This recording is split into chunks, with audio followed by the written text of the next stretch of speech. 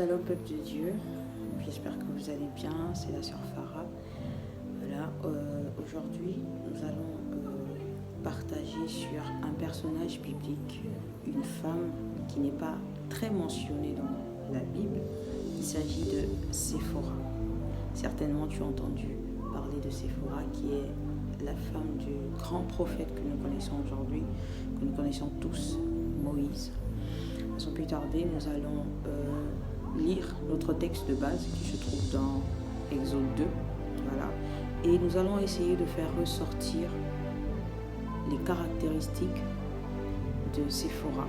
Qu'est-ce que nous pouvons apprendre de cette femme d'homme de Dieu, de cette femme du grand prophète? Parce que la Bible dit que dans Genèse, qu'il n'est pas bon que l'on soit seul, et Dieu décide de faire une aide semblable à Adam. Et je pense que peut-être dans le plan de Moïse, il n'était pas bon que Moïse soit seul. Et il décida de faire une aide semblable à lui dans Séphora. Nous allons lire tout de suite Exode 2. Exode 2, à partir du verset 16, nous dit ceci. Le sacrificateur de Madian avait 7 filles. Elles vinrent puiser de l'eau et elles remplirent les auges pour abreuver le troupeau de leur père. Verset 17. Les bergers arrivèrent et les chassèrent. Alors Moïse se leva, prit leur défense et fit boire leur troupeau. Quand elles firent de retour auprès de Ruel, leur père, il dit : Pourquoi revenez-vous de si tôt aujourd'hui ? Elles répondirent : Un Égyptien nous a délivrés de la main des bergers, et même il nous a puisé de l'eau et a fait boire le troupeau. Et il dit à ses filles : Où est-il ? Pourquoi avez-vous laissé cet homme ? Appelez-le pour qu'il prenne quelque nourriture. Verset 21. Moïse décida de demeurer chez cet homme qui lui donna pour femme Séphora, sa fille. Elle enfanta un fils qu'il appela du nom de Gershom, car, dit-il, j'habite un pays étranger. Nous allons continuer à lire un autre passage qui se trouve dans Exode toujours, chapitre 4, versets 24 à 26, qui dit : Pendant le voyage, en un lieu où Moïse passa la nuit, l'Éternel l'attaqua et voulut le faire mourir. Séphora prit une pierre aiguë, coupa le prépuce de son fils et le jeta aux pieds de Moïse en disant : Tu es pour moi un époux de sang. Et l'Éternel le laissa.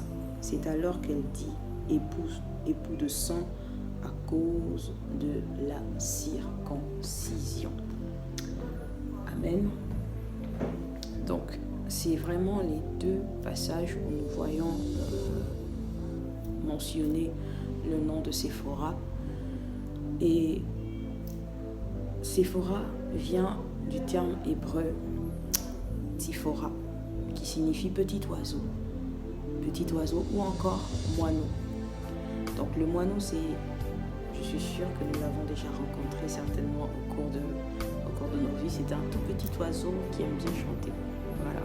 Et lorsque nous essayons de voir le symbole, la signification du mot Séphora, on peut tout de suite se dire que ce n'était pas quelqu'un d'important, ce n'était pas quelqu'un de spécial, ce n'était pas une femme spéciale, ce n'était pas une femme comme Déborah ou encore Esther. C'était une bergère. C'était une bergère, femme d'un grand homme de Dieu, un prophète. Et nous allons voir un peu. J'ai essayé de chercher les symboles que pouvait représenter un moineau. Et le moineau, dans certaines religions, est symbole d'estime de soi. Dans certaines religions, est symbole d'estime de soi et aussi porteur d'informations, porteur de messages. Le moineau a plusieurs caractéristiques. Et nous allons voir que ces caractéristiques, effectivement, ressortent du personnage de Séphora. Alors, le moineau symbolise la joie ou encore la paix. Et nous pouvons le voir dans le texte que nous avons lu dans Genèse 2 à partir du verset 17, qui relate en fait la rencontre entre Moïse et les filles de Jéthro, donc Séphora. Alors, l'histoire se passe autour d'un puits. Les filles de Jéthro, comme pour habitude, viennent dans ce récit. Nous voyons que ces filles n'ont pas résisté. Ces filles n'ont pas résisté. Lorsque les bergers sont arrivés pour les chasser, elles se sont mises de côté. Et là, nous voyons Moïse intervenir. Alors, la première caractéristique de Séphora, c'est que c'est une femme de joie, c'est une femme de paix. Et nous, en tant que femmes, nous devons être des femmes porteuses de joie. Nous avons dit que le moineau symbolise un message, qui transmet un message. Donc nous, en tant que femmes aujourd'hui, nous devons être de celles qui communiquent un message de joie, un message de paix. La femme doit être une porteuse, de paix.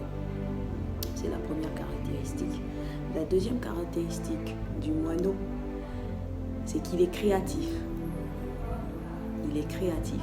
Et ça, nous le voyons dans le passage d'Exode 4, entre le passage d'Exode 4, verset 25, verset 26, avec l'intervention de Séphora, qui est divinement inspirée qu'à ce moment précis, elle devait circoncire son fils. Elle a fait preuve de créativité. Et la créativité, c'est une caractéristique de notre Dieu. Ça veut dire que Séphora avait le caractère de Dieu, le caractère prophétique. Qui dit créativité, dit prophétique. Elle avait un caractère de Dieu. Et nous, aujourd'hui, en tant que femmes, nous devons avoir le caractère de Dieu. Amen. La troisième caractéristique du moineau, c'est la protection. Le moineau symbolise la protection. Donc Séphora symbolise la protection. Et nous le voyons également toujours dans le passage d'Exode 4, verset 25 à verset 26, où la Bible nous dit que Dieu voulut faire mourir Moïse. Et Séphora, avertie de cela, voulant protéger son époux, accomplit cet acte. Cet acte merveilleux aujourd'hui, parce que ça arrive ici, cet acte. Mais elle a fait preuve de protection. Ce n'est pas une femme qui a dit, comme la femme de Job, maudit Dieu et meurt. Non, c'est une femme qui s'est levée, qui a agi afin de protéger les siens. Et nous, en tant que femmes, aujourd'hui, nous devons être protectrices. Pas seulement avec des personnes que nous aimons, mais des personnes qui sont autour de nous. Comme une mère poule couvre ses poussins, comme une mère aigle couvre ses petits, nous aussi nous devons être des femmes qui protégeons au lieu d'exposer. Alléluia. Le moineau symbolise aussi la communication. Nous revenons toujours sur le même passage d'Exode 4. C'est un passage tellement riche, avec tellement de choses à percer, tellement de choses à découvrir. Alors, je me suis toujours posé la question, comment cette femme a su, à ce moment précis, qu'il fallait circoncire le fils, et pas avec n'importe quoi. Elle n'a pas pris un couteau, elle a pris une pierre aiguë. Pour circoncire son fils. Cela me rappelle quelque chose et je pense que cela peut vous rappeler quelque chose. Ce n'est pas n'importe quelle pierre. Il y a eu la pierre, il y a eu circoncision, il y a eu le sang. Cela aussi est une symbolique du Christ, ce que le Christ venait faire.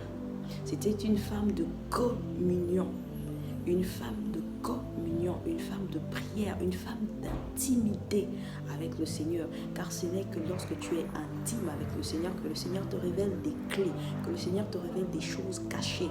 Et c'est parce que Séphora était une femme intime à Dieu que Dieu lui a révélé à ce moment précis qu'il fallait qu'elle circoncie, pas avec un couteau, mais avec une pierre angulaire, une pierre plate, une pierre aiguë.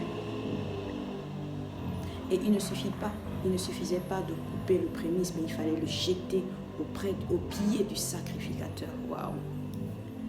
Il fallait le jeter au pied du sacrificateur. Amen. Femme, aujourd'hui, tu dois être cette femme de communion, cette femme intime avec le Seigneur. N'attends pas toujours d'avoir un problème. N'attends pas toujours d'être dans une situation compliquée pour être intime au Seigneur. Mais lorsque tu es intime au Seigneur, le Seigneur te révèle des choses cachées. Car la Bible dit que le Saint-Esprit est celui qui connaît le cœur de Dieu. Il connaît la profondeur du cœur de Dieu. Et lorsqu'il va, il puise. Et lorsque nous sommes en communion avec lui, il nous révèle des choses cachées de Dieu. Nous devons être comme cette femme, nous devons être comme Séphora, cette femme avertie de ce qu'il faut faire, des actions qu'il faut poser au bon moment. Amen. Nous allons poursuivre avec deux autres caractéristiques ou particularités du personnage de Séphora qui signifie petit oiseau ou encore moineau. C'est la productivité. C'est la productivité. Séphora était bergère. C'était une femme d'affaires. Aujourd'hui, si nous nous référons à aujourd'hui, c'était une femme d'affaires, une femme d'entrepreneuriat. C'était une femme féconde. C'était pas une femme stérile. Lorsque nous voyons tout le reste, on va dire les prophètes, Isaac, Jacob, ont eu des femmes stériles. Mais Séphora n'était pas une femme stérile. Séphora a donné des enfants à Moïse. Et c'était une femme de travail. C'était une femme travailleuse, une femme productive. Femme, aujourd'hui, ne sois pas une femme paresseuse. Mais sois cette femme qui est décrite dans Proverbe 31. Une femme qui pense à un champ. Elle achète ce champ. Elle investit. Elle entreprend. Comme Séphora, c'était une femme productive. Donc aujourd'hui, sois productive dans toutes tes actions. Et enfin, la dernière caractéristique, c'est la convivialité. Séphora était une femme conviviale. Comment nous pouvons le voir? Nous allons remarquer que pendant tout le ministère de Moïse, Séphora n'intervient pas. Elle est toujours cachée dans le secret. Et même, elle est renvoyée vers son père. Pourquoi? Aujourd'hui,